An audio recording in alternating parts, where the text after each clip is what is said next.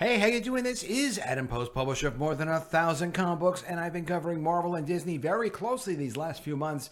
Well, there's some very interesting and good news. Victoria Alonso has been diversity fired from Marvel. Now, perhaps she left on her own. Perhaps they aggressively threw her out. I tend to think because she just left on March 17th, it's unlikely she was fired because usually they put packages together and say, okay, well, this movie executive is going to leave as a producer and we're going to have this continuing relationship. And they make it look good. No one's making it look good. No one's making it look terrible, but no one's going out of their way to make it look good, like this is a next step that they can work on together. It's as if the bill finally came due for her absolute outrageous and destructive self-serving behavior to push all of her agenda diversity garbage on the Marvel brand, which has nearly decimated the Marvel brand. It shows you how weak Kevin Feige is, because there's Kevin Feige. He could have said something, he could have done something, and he didn't. He also obviously didn't defend her when it came down to it, and truth be told, there was nothing left to defend. Marvel is getting destroyed. Bob Iger is talking about how they can't do sequels anymore, and now we see Bob Iger recently announcing, hey, we do actually have to do these layoffs. He contacted his executives and let them know, hey, I need you to make recommendations so we can fire our not 7,000 as he announced, but 4,000 people spread out through different departments. It was announced to be 7,000. It was cut down to 4,000 because he's not going to keep open positions open anymore. There were 3,000 more jobs they were going to hire for, as if they needed those people. Here it is from The Hollywood Reporter. Shocker, Marvel Studios veteran Victoria Alonso exits. She has served as an executive producer on its title since the first Avengers movie. This is the sick, evil person that got Ike Perlmutter thrown out of Marvel's control position. You can just see it. It wasn't that Kevin Feige was pushing so hard that he had to have Black Panther. He had to have that female superhero, Captain Marvel. It was this Victoria Alonso person using Kevin Feige. And Feige being so weak as to say, okay, I'll just do it. I just want to make movies. I don't want to have an argument. Victoria Alonso, the longtime and high-profile Marvel Studios executive. Victoria Alonso, the longtime and high-profile Marvel Studios executive whose time with the company dates back to the first Iron Man movie, has left the studio, multiple sources tell The Hollywood Reporter. The reasons for the exit are unclear, but she parted ways with Marvel on Friday, sources say. Alonso had been with the company since its earliest days of the Marvel Cinematic Universe, back when she knew her place, establishing the enviable 17-year run and watching the studio grow from operating above a Mercedes-Benz dealership in Beverly Hills to being acquired by Disney. During her tenure, the MCU became the highest-grossing franchise film in history. Alonso joined the studio in 2006 as chief of visual effects and post-production and helped launch the Marvel Cinematic Universe as a co-producer on 2008's Iron Man. She also served as a co-producer on Iron Man 2 and Captain America: The First Avenger. Alonso was up to executive producer on The Avengers, the landmark film that grossed $1.5 billion and took Marvel to new heights, proving that the concept of a shared cinematic universe could really work. She seems like she was probably an effective production person back in the day. But once Marvel had success, she was elevated to some sort of a control position where she could start to dictate how the franchise of Marvel needed to change to suit her passions and personal interests. This is terrible. Really, really terrible that this ever happened. It went way too far. It's not fixable under Feige. With her leaving, somebody else new is going to come in. I would assume a very strong production person. What would that mean for the brands? There's so much stuff that's already in the works. Marvel's also so much of a mess already.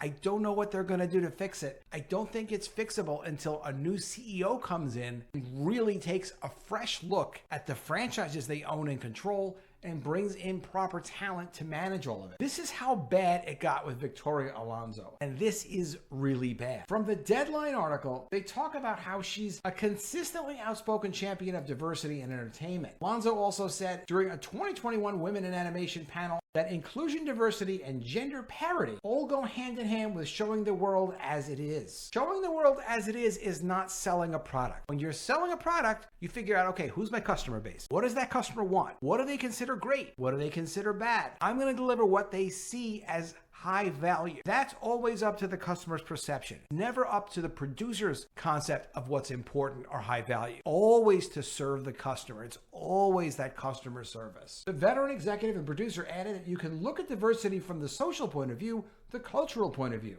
But truthfully, this is a business. From a fiscal point of view, you're leaving money on the table by not representing. I think that 51% of our audience is female, 28% of our audience is Hispanic. If we don't represent the people that watch what we make, eventually they'll go elsewhere because someone else will figure it out. Well, now she's going elsewhere because someone else has figured it out. You can't produce stories and content based on immutable physical characteristics. You just can't. It doesn't make a story. No one sees themselves in content that's poorly executed. Another instance of Alonso's outspokenness on issues of diversity and inclusion came last year when the openly gay executive called on the then CEO Bob Chapek, notice then CEO, he should have never listened to her, to take a stand against anti-LGBTQ legislation such as Florida's Don't Say Gay bill, revealing in an appearance at the GLAAD Media Awards that she'd already had a 45-minute sit-down with the executive to ask for courage on his part. This idea that she's going to pull aside the CEO of Disney to deal with a lecture about courage for 45 minutes and supporting her social progressive agendas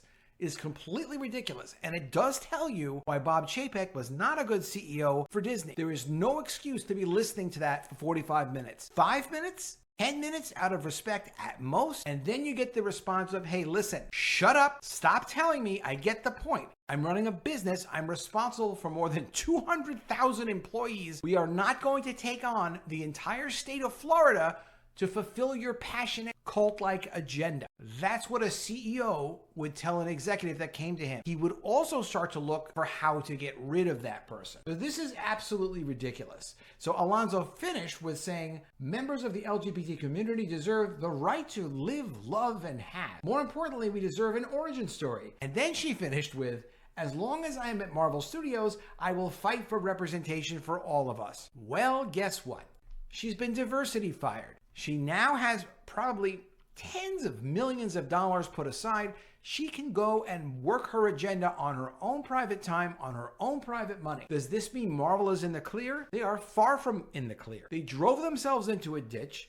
I do not think Kevin Feige has what it takes to fix it. He knows he doesn't have what it takes to fix it. They're in a position where they can't just do sequels of movies that have been successful in the past. It's really quite a disaster. That's one of the reasons why at least slowing down the production seems like it's going to help them, because at least whatever they produce can be slightly higher quality. You're not going to have someone like Victoria Alonso standing over it saying, excuse me, go back and do more diversity reshoots or whatever it was she was doing to help destroy the content. Let me know what you think of all this in the comments below. Did you ever think that Victoria Alonso would either be thrown out or essentially she threw herself out? She left on very short notice, and there's no public announcement yet from Disney. This is exceptional to see something like this. Did you think that was going to happen? Did you think Feige would leave first? Did you think Bob Iger would leave first? It's not like Bob Iger is cleaning house. He is not man enough to do that, or he would have done it years ago. The conflict between Ike Perlmutter, Kevin Feige, and Victoria Alonso and Bob Iger